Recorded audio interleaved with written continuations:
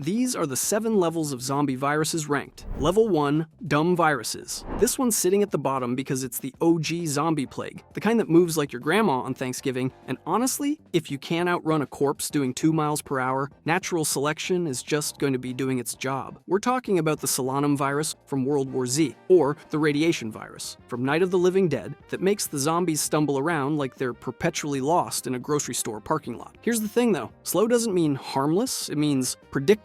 And that means you'd likely get cocky. These zombies are the undead version of a bad habit, creeping up on you when you're too tired, distracted, or too convinced that duct taping plywood over your windows counts as a security system. The virus spreads through bites and scratches. Incubation takes anywhere from 1 to 72 hours depending on the fiction, and once you turn, you're stuck at walking speed until something caves your skull in. They're durable as hell to body shots, shrugging off bullets like mosquito bites unless you land that perfect headshot. And they don't need food or sleep, so while you're catching Z's in your poorly fortified safe house, they're still out there, shuffling, moaning, piling up at your door like the world's worst package delivery service. The real kicker is the horde effect, because 1 zombie is a joke, 10 is annoying, but 1,000 slow-moving corpses pressing against your barricade turns your mall fortress into a death trap real fast, or a bazillion of them climbing up a wall like we saw in World War Z. The harsh truth is, this virus only ranks low because humans have time to adapt, organize, and rebuild in remote areas where population density doesn't turn every street into a feeding frenzy. The problem is, most people are idiots. They hole up in malls like Dawn of the Dead taught them nothing about attracting hordes, or they trust their neighbor Gary who definitely got bit, but swears he's fine. The Romero virus is a metaphor for societal decay, consumerism, all that geek film school stuff, but it's also a test of basic competence. And spoiler alert, humanity tends to fail those. If you think a virus this easy is manageable, well, it's only downhill from here. Level 2, basic viruses. Now we're stepping into the big leagues with the Rage virus from 28 Days Later and its shiny new 2025 sequel, 28 Years Later, where the infected aren't technically dead, they're just so violently pissed off they might as well be. The Rage virus spreads through blood, saliva, any fluid exchange, and incubation is terrifyingly fast. We're talking seconds to minutes, so 1 drop of infected spit in your eye and you're frothing at the mouth before your brain even registers the mistake. These things don't shuffle, they sprint, they climb, they dogpile you like a pack of feral wolves, and while they're fragile compared to undead zombies breaking bones, tiring out after a few days without food, that doesn't help you in the moment when 5 of them are tackling you in an alley. The 28 Days Later outbreak turned Britain into a ghost town in under a month. Society collapsed faster than a house of cards in a wind tunnel. And the sequel shows it's still going strong 28 years later because survivors keep doing survivor things like trusting strangers and reopening quarantine zones. They never learn. The infected don't form organized hordes like slow zombies. They're chaotic, reactive, drawn to noise and movement, which means every gunshot, every car alarm, every idiot screaming for help is a dinner bell. Fast infected viruses rate a 9 out of 10 on the extinction difficulty scale because they exploit the one thing slow zombies can't: speed and the human inability to maintain peak physical performance under stress.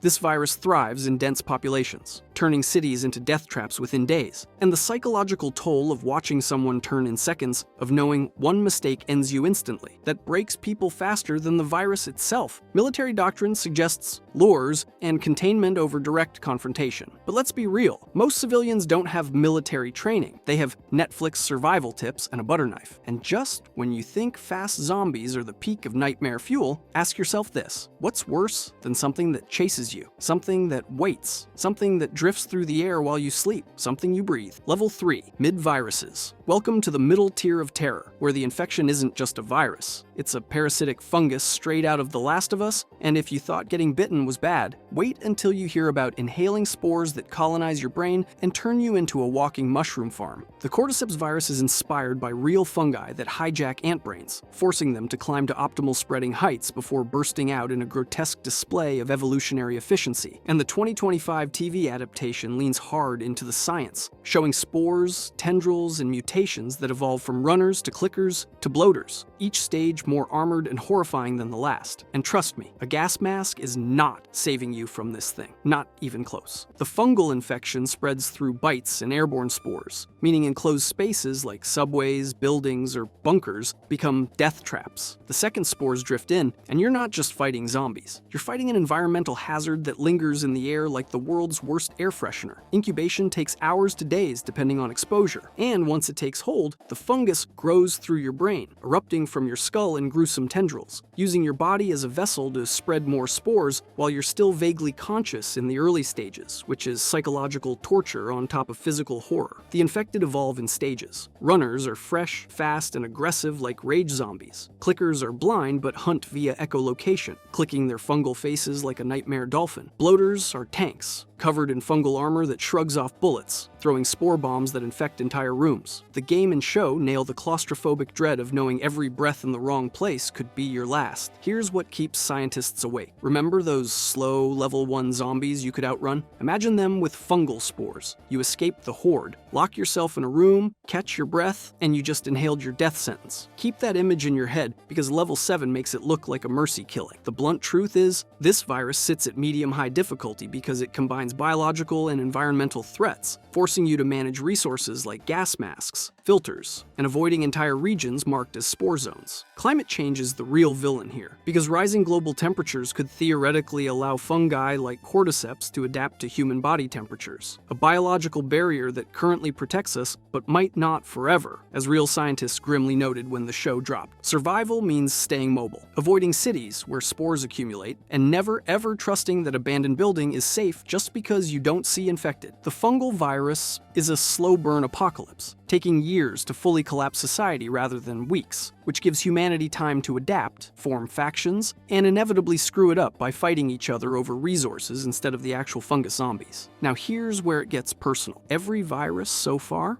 accidental. Nature's cruel lottery. But what happens when someone makes a virus on purpose? Designs it to kill you specifically. Patents the damn thing. Congratulations, you just entered corporate hell. Level 4, bioengineered viruses. This is where zombie viruses stop being accidental pandemics and start being the result of some mad scientist playing God in a basement lab, and we're talking the T-virus from Resident Evil, a bioweapon so catastrophically mismanaged it's almost impressive. The T-virus was cooked up by Umbrella Corporation as a military project, designed to reanimate dead tissue and create controllable super soldiers, because apparently no one in that company ever watched a single horror movie or read a single ethics pamphlet. People think this ranks high because it's just a lab leak, contain it early, but here's the problem. Lab-engineered viruses are designed to be infectious, resilient, and adaptable, meaning they mutate faster than natural viruses, creating boss-tier monstrosities like tyrants, lickers, and nemesis, which are less zombie and more biological war crime with teeth. The T-virus spreads through bites, scratches, and in some strains, water contamination, which is just delightful if you enjoy the idea of your tap water turning you into a flesh-hungry ghoul. Incubation varies wildly. Some people turn in hours, others take days, and a rare few develop immunity or horrific mutations that make them walking nightmares with tentacles, claws, or regenerative abilities that laugh at your puny shotgun. Standard zombies created by the T-virus are faster and more aggressive than Romero Shamblers, but not quite rage virus sprinters, sitting in that sweet spot of you can outrun them if you're fit, but you'll get tired and they won't. Remember level 2 where I said you can't out-cardio exhaustion? These zombies studied your marathon training. Umbrella literally optimized them through lab testing to catch the average human at peak performance. They didn't just make monsters, they made your monster. The real horror is the mutations, because Umbrella's virus doesn't just make zombies, it makes evolution's most deranged fever dreams. Creatures that adapt mid-outbreak, developing armor, speed, intelligence, and in some cases, the ability to use weapons or command other infected. Raccoon City, the epicenter of the first major outbreak, went from functional metropolis to quarantined hellscape in days, and the government's solution was to nuke it, which tells you everything about survivability. Survival means avoiding any place that looks like it has a research lab, never trusting a pharmaceutical company's press release, and accepting that the military will prioritize containment over rescue, meaning you're on your own the second they draw a quarantine line. The T-virus is a cautionary tale about unchecked corporate greed and hubris, but it's also a nightmare scenario where the virus is actively optimized to end you, not just passively spread, and that intentional design makes it exponentially more lethal than anything nature coughs up on its own. Okay, deep breath. Everything I just described, fiction. Lab accidents we can prevent, right? Lock down the scientists, burn the facilities, we're good. Except, what if I told you there's a zombie virus that's already out there that we've already woken up and it's been waiting under the ice for 48,500 years? Yeah, this one's real. Level 5, permafrost virus. Now we're entering legitimately terrifying territory because this isn't fiction. This is real-world horror simmering under the melting ice caps, and scientists in 2025 are genuinely concerned about what happens when permafrost thaws and releases viruses that have been frozen for tens of thousands to over 1 million years. These so-called so-called zombie viruses aren't going to reanimate corpses, let's be clear, but they could spark pandemics humanity has zero immunity to, because our immune systems never evolved to fight prehistoric pathogens that infected woolly mammoths and Neanderthals. Researchers have already revived viruses over 48,500 years old from Siberian permafrost, and while they've only tested them on amoebas so far, the fact that they're still infectious after millennia of deep freeze is enough to keep epidemiologists awake at night. Fun fact, those researchers had to sign NDAs about some of what they found. Not all of it made the press releases. And before you ask, why would they wake it up? Remember, Umbrella Corporation started with good intentions too. Hold that thought for level 7. The mechanics here are terrifying in their simplicity. Climate change melts permafrost, releasing viruses preserved in ice along with the remains of animals and humans who died from diseases we've never seen. These viruses could spread through water, soil, or airborne particles depending on their nature, and because they're unknown, we don't have vaccines, treatments, or even basic knowledge of how they transmit or kill. Incubation periods, symptoms, lethality rates, all unknowns, which means the first outbreak would be pure chaos, as scientists scramble to identify the pathogen while it spreads exponentially through unprepared populations. The Arctic regions, where thawing is most aggressive, become ground zero, but global travel means a virus jumping from patient zero in Siberia to New York in under 24 hours is not just possible, it's inevitable. Unlike fictional zombie viruses that conveniently announce themselves with biting and aggression, permafrost viruses could be silent killers, respiratory infections, neurological diseases, or bloodborne pathogens that don't show symptoms until it's too late to quarantine. Survival odds depend entirely on how fast governments recognize the threat and implement quarantines, which, if COVID taught us anything, is going to be a messy, politicized disaster before anyone takes it seriously. The permafrost virus isn't a zombie apocalypse in the shambling corpse sense, but it's a pandemic apocalypse, the kind where society fractures under the weight of mass casualties, overwhelmed hospitals, and supply chain collapse, and you're left choosing between starvation and risking exposure every time you leave your bunker. This is the level where fiction and reality blur uncomfortably, because the threat is real. The clock is ticking as the planet warms, and the only defense is hoping we detect it early and don't screw up the response. Pop quiz. What's scarier than a virus you've never seen before? One that sees you back? One that remembers your face? One that plans? Because everything up to now assumed zombies are dumb, and that assumption just became your fatal mistake.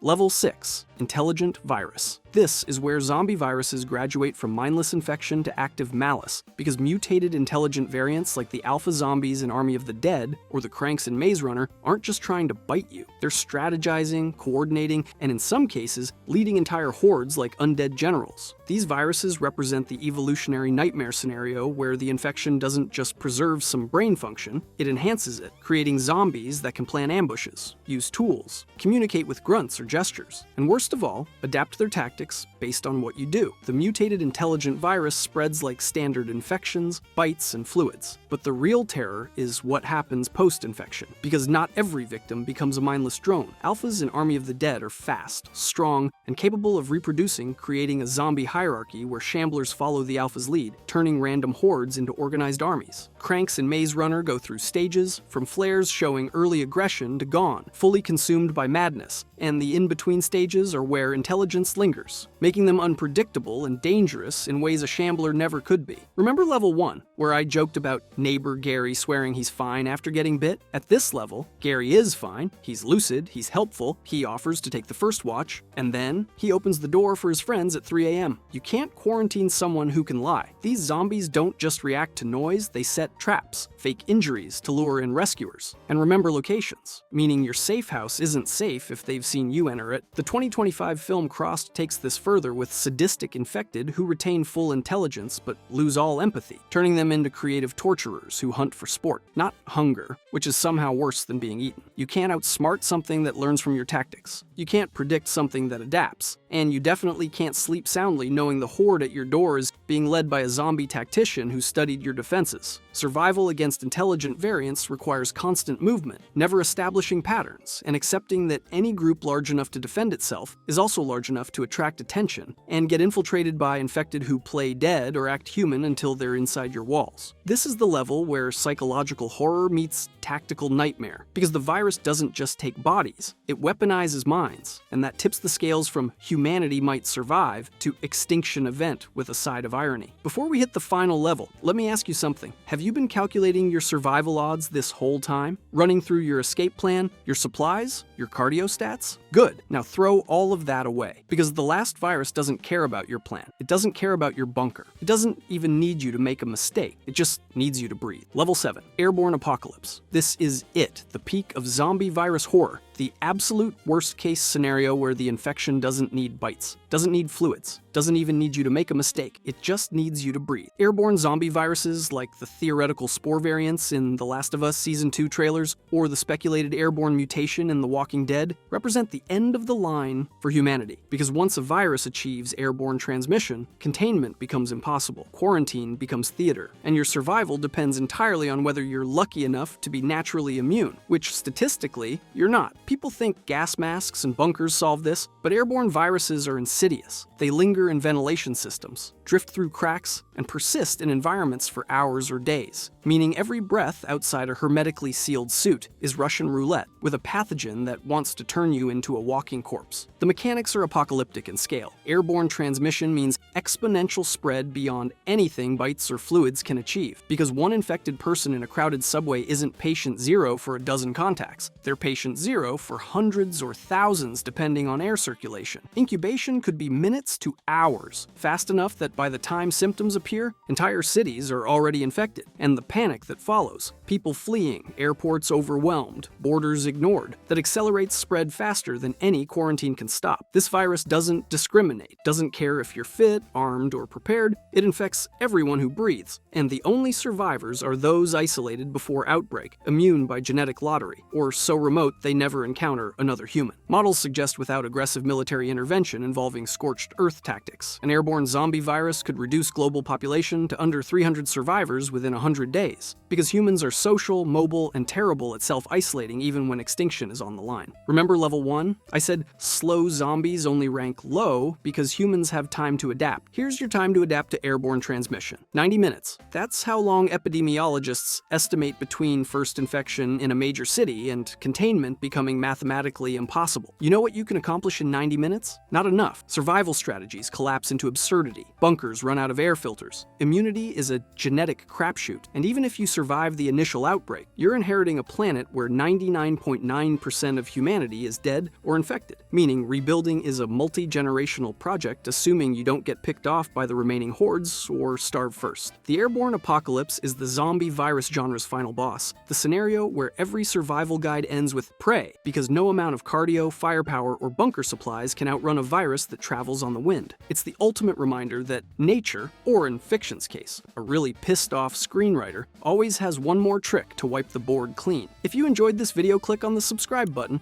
and if you want to see the 7 levels of Plants vs. Zombies, click the video on the screen.